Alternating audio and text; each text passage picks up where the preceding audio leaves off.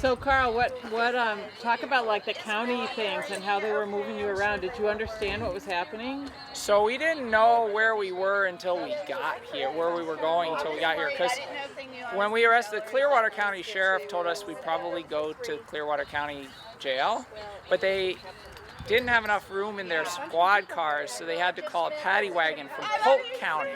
So Polk County sent a paddy wagon to get us, and then they took us to Becker County.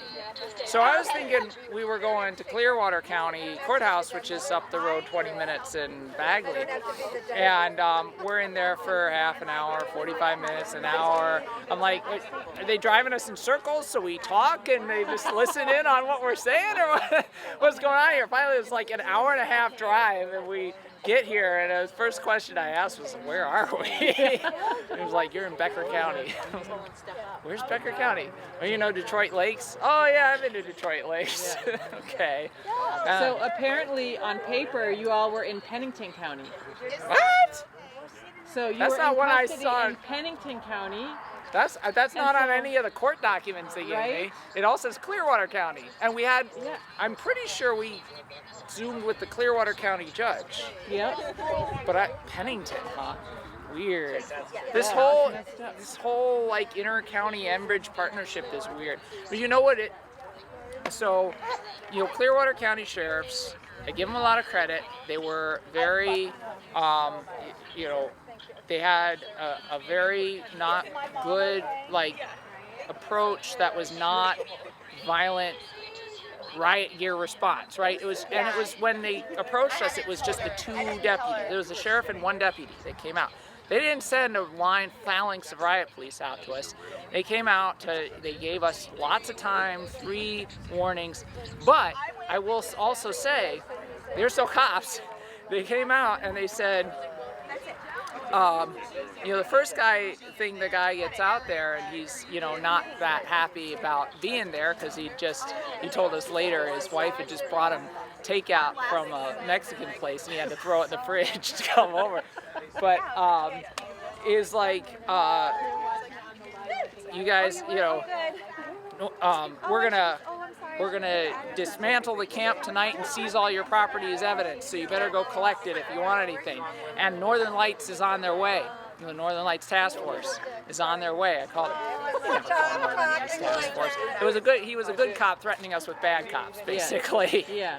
So it's like, not that I want, you know, I was more afraid for the camp than I was for myself, like, because I definitely do not, like, I mean, they're on the side of the road, way off the road, and it's, you know, public property where they are, and there's no reason the camp should get shut down. That would be terrible, you know, and I don't, you know, but like, yeah, it was kind of, you know, cops lie.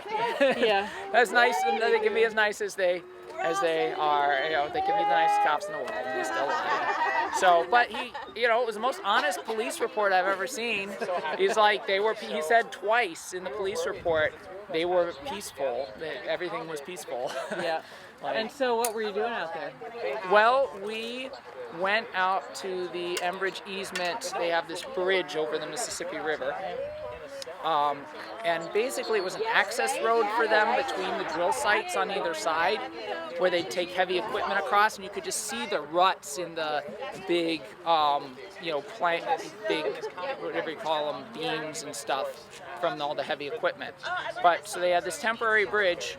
So we, with a group of folks from the camp, hiked up to the bridge, said some prayers for the water under the bridge. Some people came by canoe, and they had a little ceremony under the water. And then we took a ladder and climbed up onto the easement to hold space on the easement for prayer. And Nancy and Carrie led us in prayer for the water, and thanks for the water, and with smudging and you know, in a very ceremonial, prayerful way. And the sheriffs were, you know, the sheriff and the deputy were, you know, It was, they were upset, Nancy was upset, but they still gave us space. And eventually, you know, they said, you know, we gotta haul you out of here. You know, we're gonna get people to haul you out of here in handcuffs. And Nancy said, well, we'll still go with you if you want. He said, all right, let me just read you the third disbursement order. And he read the disbursement order a third time, and then we didn't leave. And he said, okay, you're all under arrest.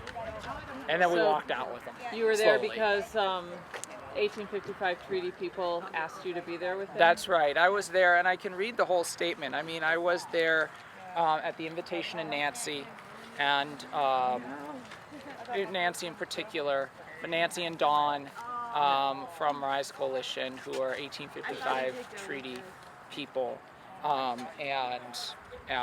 Here's the statement. I'm here by invitation of the sovereign Anishinaabe Nation to stand and support their efforts to uphold their inherent responsibility to the future generations and protect lands, waters, Monoman, and the Anishinaabe way of life. This is being done in peace and prayer, supporting the defense of Indigenous sovereignty, treaty-reserved rights, and the free, prior, and informed consent of the Anishinaabe Nation for anything impacting them. And that's what's really... That's what we were really doing there, was to support their right. And we were there, we were not, and on our, Nancy's approach and our approach was, we were not breaking the law being there. We were not trespassing. Enbridge is the trespasser. Enbridge thinks they are above the law. They don't think that any law applies to them unless they make it themselves. And the treaties are the supreme law of the land. It says so in the U.S. Constitution. The Treaty of 1855 contains, clauses that respect the Anishinaabe people right to hunt, fish, and gather wild rice on treaty lands. And those are the very cultural resources that are under threat from this Enbridge pipeline. And the lands, some of the lands that they have rights to be on, are being trespassed on by the Enbridge easement, with very little consultation and certainly no free, prior, and informed consent from several of the Anishinaabe bands, including Red Lake and Whitehorse. So they do not, Enbridge does not belong here. Enbridge is a foreign oil corporation that cares about nothing but profits and expanding their capacity to ship climate-destroying tar sands across the country and back into Canada. And they are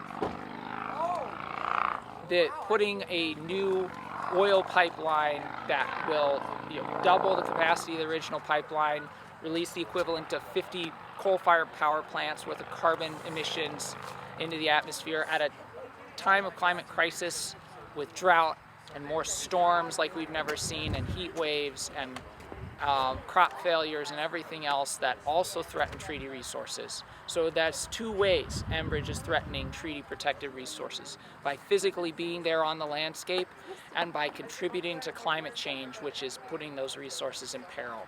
And it is absolute insanity to keep approving these pipeline projects. We need to be going the other way and getting them out of the ground, rip them out of the ground, and transition now. We need a real transition to renewable energy, to mass transit, to climate jobs, and away from fossil fuel infrastructure, so that my kids have a world to live in. And that's what part of it is for me too. So it's all connected. We're here in a good way with the Anishinaabe people. So. All right. And I'm going to go